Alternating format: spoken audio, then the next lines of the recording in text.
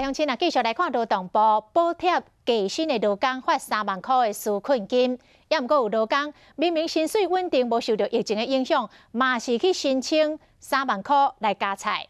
行政院讲，袂当因为有人软空胖，就其他的艰苦人歹申请，安尼颠倒会影响到真正需要帮助的人。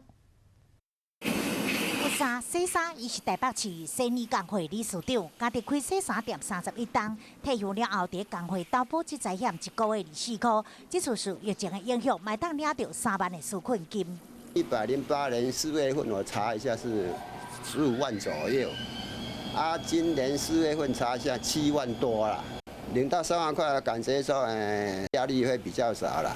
除了保即财险会当领，伫工会保劳保较低2万4，买当领。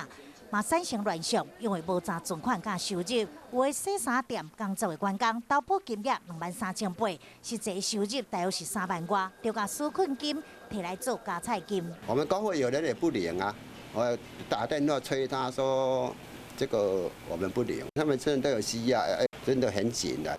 另外，连锁理发店的员工每个月薪水3万外，但因为伫工会保上加急救的劳保，所以嘛领3万的纾困金。 我是9天我们主管帮我们跑的他觉得可能在上班不方便吧。而且正讲，家己连锁店员工至少50个人领到，像安尼高薪加保领补助是违法的。行政院政务委员嘛做出回应。我们不可能就是说，少数的有些人取巧，把90%几的人，他们急需要纾困的，一并都挡掉了。 纾困金煞加做部分人的加菜金，真侪艰苦人煞领袂到纾困金，要安怎把这钱用伫应该用的所在？政策应该更加严格。